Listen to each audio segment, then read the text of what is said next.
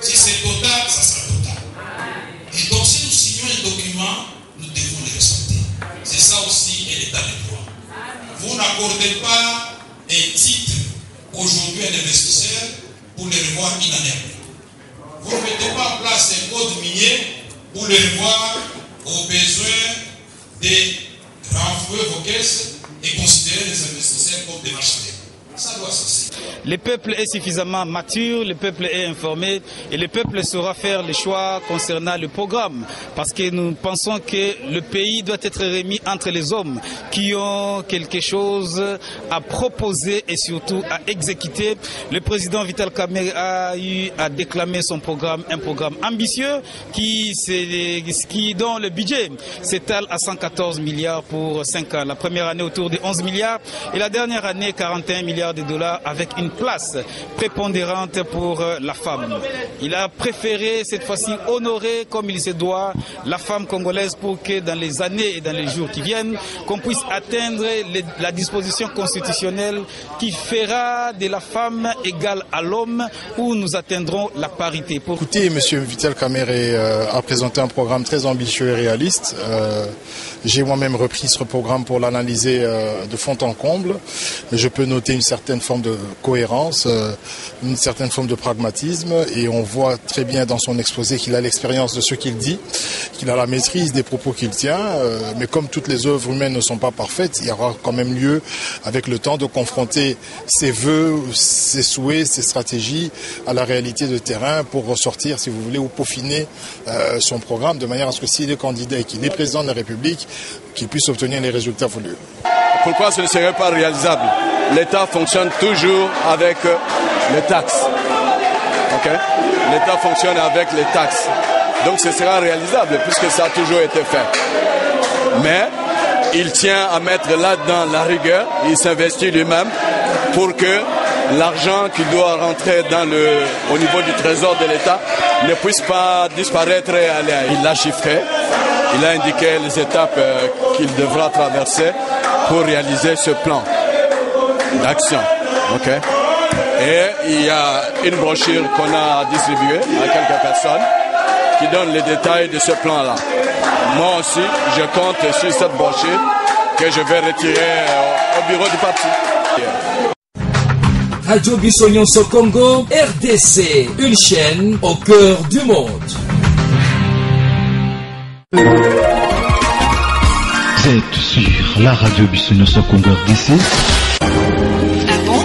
Oui, tapez www.radiocongonews.com, accédez dans notre site et avoir toutes nos informations. Soyez le mieux informé dans le monde numérique.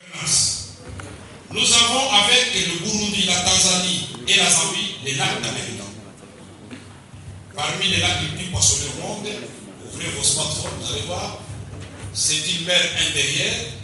Nous allons y mettre une poissonnerie. Nous avons le triangle Cabinda, Pointe-Noire, Mwanda. Dieu nous a donné du pétrole en commun. Mais pourquoi n'avons-nous pas suivi l'exemple de l'Allemagne et de la France après la guerre autour-du-Charbon? On pouvait mettre en place une méga structure où les parts de chaque pays sont connues. Est-ce qu'il y aurait des problèmes de suspicion, d'agression de l'un vers l'autre si vous avez des intérêts communs? Non. Avec les Centrafrique, nous avons la rivière Ubangi. Déjà, pour ceux qui ont déjà été à Badolité, les maréchals que vous avez construit déjà des barrages de Moubaï Bongo qui donnent du courant déjà de l'autre côté, en Centrafrique. Mais c'est des rivières à poissons que nous pouvons exploiter ensemble avec une politique concertée. La sécurité des ingénieurs au Canada, aux États-Unis, en Chine, alors qu'à côté, c'est PG, mais en même temps, nous sommes dans l'Union africaine. C'est comme ça que vous verrez dans le secteur du transport, les routes que nous allons construire sont des routes qui vont faire en sorte que nous puissions faire l'intégration. Écoutez, M. Vital Kamerhe a présenté un programme très ambitieux et réaliste. J'ai moi-même repris ce programme pour l'analyser de fond en comble, mais je peux noter une certaine forme de cohérence, une certaine forme de pragmatisme, et on voit très bien dans son exposé qu'il a l'expérience de ce qu'il dit, qu'il a la maîtrise des propos qu'il tient, mais comme toutes les œuvres humaines ne sont pas parfaites, il y aura quand même lieu, avec le temps, de confronter ses vœux, ses souhaits, ses stratégies à la réalité de terrain pour ressortir, si vous voulez, ou peaufiner son programme de manière à ce que s'il est candidat et qu'il est président de la République, qu'il puisse obtenir les résultats voulus. Mais lorsqu'il parle de la gratuité de l'enseignement, est-ce qu'il a tous les moyens possible pour mettre cela en œuvre? Ce pays est capable d'offrir à tous nos enfants une scolarité gratuite. Ça, je le crois. Indépendamment de la personne qui le dit, M. Vital Kamerhe dit quelque chose de très réel. Et ce pays a cette possibilité-là. Donc, c'est un vœu. Je crois que nous nous sommes lancés avec le gouvernement de la Révolution de la modernité, avec le gouvernement des 5 chantiers. Ils se sont lancés dans ce genre de diatribe sans pour autant vérifier ou s'assurer de l'effectivité. Parce que si vous comprenez bien, le Minerval s'est transformé en contribution de parents.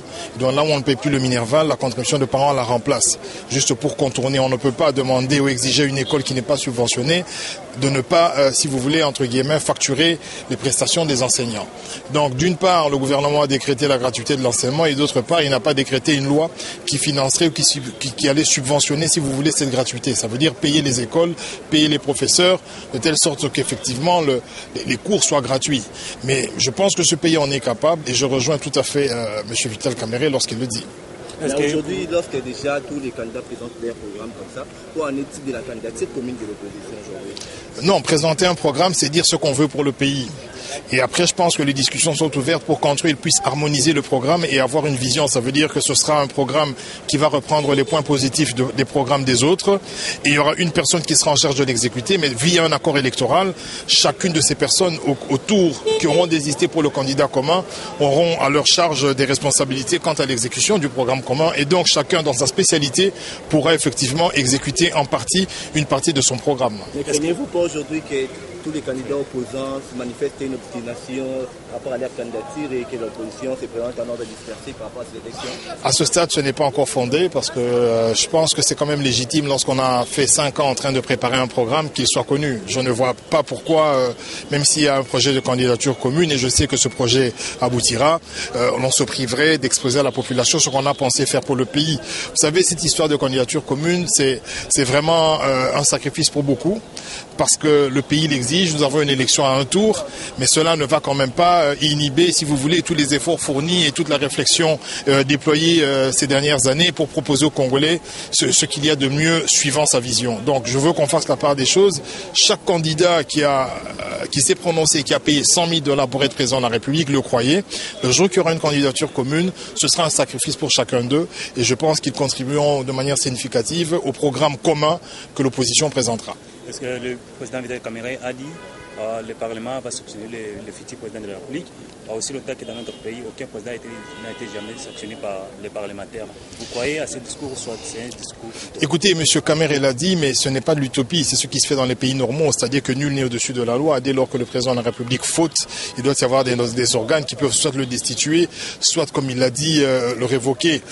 Mais voilà, c'est vrai que ça ressemble à une utopie dans un pays d'Afrique noire, notamment dans un pays d'Afrique centrale, parce que nous avons bien vu Mobutu, Kabila, père et Kabila fils, qui ont marché sur le droit, qui ont marché sur la justice, qui se sont appropriés l'instrument judiciaire au point que nous ne pouvions aujourd'hui pas imaginer un seul instant que c'est possible de voir un Parlement sanctionner le président de la République. Mais je crois que c'est vers là que nous devons tendre. Il faut qu'on limite strictement les pouvoirs du président de la République et il ne faut pas qu'un président de la République qui est le premier serviteur du pays se sente au-dessus des lois. Merci. Nous vous remercions d'avoir répondu.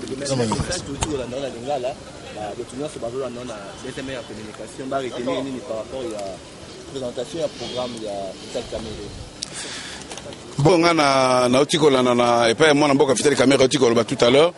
Ils allaient vraiment un projet moko que oyo so quitte le but que PCA confiance dans le mandat de 5 ans, il y aura un changement. Parce que dans le Oya Lobby, à la Kissé Loko Moko, Ezali, circulation, et na Banzela, eux, avec d'autres pays voisins, tout ça, Nango. Sur le Kangama, c'est parce que to bimakate, pour nous temps, les hommes qui passent. Et na de deux, na agriculture, na tourisme, bah, bloc, ouais, on s'est rendu compte, ça, mambo, on a kati amboka. Alors, ceux qui va bloquer, fungwami, na nenge ya lobby, na sûr vraiment que récit total, la prochaine budget, c'est l'espèce. budget zali eloko oyo yebi que eloko ça la po esunga mboka. Alors tant yo koti oyebi que le rôle Albert tout à l'heure que ministre moko ya majorité alobaki que il y a plus de 15 milliards oyo ebungaka. Bambongo ebungaka wana ali moyen ya ko récupérer ngo ezali. Donc tant on va récupérer bakangi ba truno so yiba et ba tie mututu na ba droit na ye ba perdre bambongo ezate so que mission mbongo tikali ozongisi pas yo zalo de faki mbongo na ba institution de l'état yo bi ozongisa ndi a reconstituer nyonso wana. Mais quand on dit budget il faut que budget ezate que tant on y a côté qui a eu budget wana a eu en voiture na banque. Non budget zali au fur et à mesure qu'il y a d'autres travailler et au fur et à mesure qu'il y a d'autres côté ça va ko bloquer ça va tout à mi biali ndeke mbongo wana yobima. Je crois qu'il y a tu répondre à la question wana que zali possible. Et ali possible parce que abi ke nzambe ye moko ayebi nani oya ko sala candidat commun. Donc n'attend autre zali pour la biso d'abord zali que chaque candidat a présenté projet de société naïe. Et tant aussi si l'homme dans le meeting autre biso triomphal. Tant aussi ça entre bango ma ponami et zali. Et tu vois c'est ma ponami so ba si si va candidat commun. Mais le problème des amoko parce que ba pandi sangone ba ligne opposition té. C'est un plan quinquennal qu'il faut adhérer. Radio Bissonyonso Congo, RDC, une chaîne au cœur du monde. Vous êtes sur la radio Bissonyonso Congo RDC. Ah bon? Oui, tapez www.radiocongonews.com, accédez dans notre site et avoir toutes nos informations. Soyez le mieux informés dans le monde numérique.